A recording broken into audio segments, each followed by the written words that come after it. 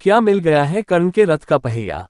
सिनौली की रहस्यमयी खोज जो महाभारत को इतिहास में बदल सकती है।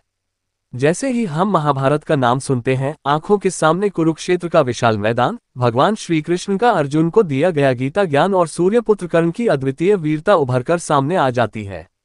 लेकिन सोचिए, अगर कोई कहे कि महाभारत का एक हिस्सा अब हकीकत बनकर हमारे सामने आ चुका है, तो क्या आप यकीन करेंगे? यह कोई कल्पना नहीं, बल्कि सच्चाई है। साल 2018-19 में उत्तर प्रदेश के बागपत जिले के सिनौली गांव में एक रहस्यमय खुदाई ने इतिहासकारों और वैज्ञानिकों को चौंका दिया।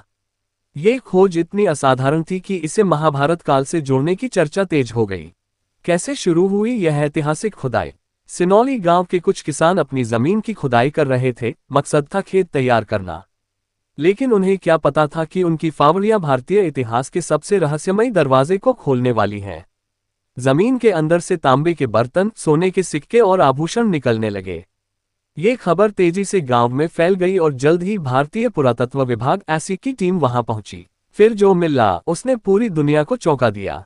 ऐसी की खुदाई में सबसे आश्चर्यजनक खोज हुई एक प्राचीन रथ और उसका पहिया।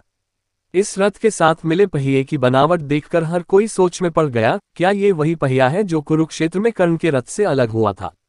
महाभारत के प्रसिद्ध दृश्य में जब कर्ण का रथ युद्धभूमि में धंस जाता है और वह उसे निकालने के लिए नीचे उतरता है, तभी श्री कृष्ण अर्जुन को अवसर का लाभ उठाने को कहते हैं और वहीं कर्ण वीरगति को प्राप्त होता है।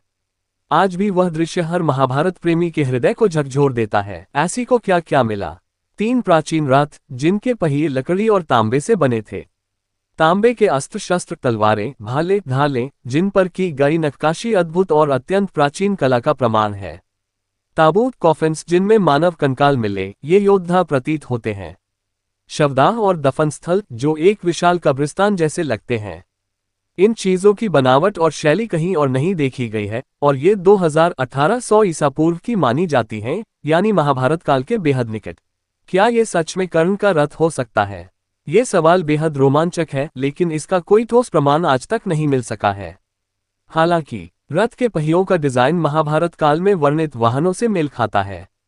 जिस जमीन से यह मिला वो बागपत है। वहीं बागपत, जो महाभारत में पांडवों द्वारा मांगे गए 5 गांवों में से एक माना जाता है। इसलिए ये कह देना कि यह कर्ण का रथ है अभी एक आस्था और अनुमान है, लेकिन संभावनाओं के द्वार जरूर खोलता है। क्या महाभारत सिर्फ एक कथा है? सदियों से महाभारत को एक धार्मिक महाकाव्य माना गया है, लेकिन सिनौली की खुदाई ने इसे इतिहास के दायरे में खड़ा कर दिया है। अब सवाल है, क्या आने वाले वर्षों में और भी ऐसे प्रमाण मिल सकते हैं जो महाभारत को इतिहास की सबसे सच्ची लड़ाई साबित कर दें?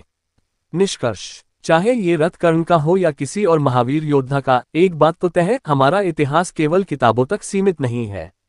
हर कण, हर शिला, हर धूल में हमारी सभ्यता की कहानियां दबी पड़ी हैं, जिन्हें अगर ठीक से खोजा जाए तो वे हमें हमारी असली पहचान से जोड़ सकती हैं। आपका क्या मानना है? क्या वाकई यह कर्ण के रथ का पहिया हो सकता है, या ये सिर्फ एक संयोग है? अपनी राय हमें कमेंट में जरूर बताइए। और अगर आपको ऐसे रहस्यमयी विषय पसंद हैं तो हमें फॉलो करें, शेयर करें और इस वीडियो को लाइक करना न भूलें।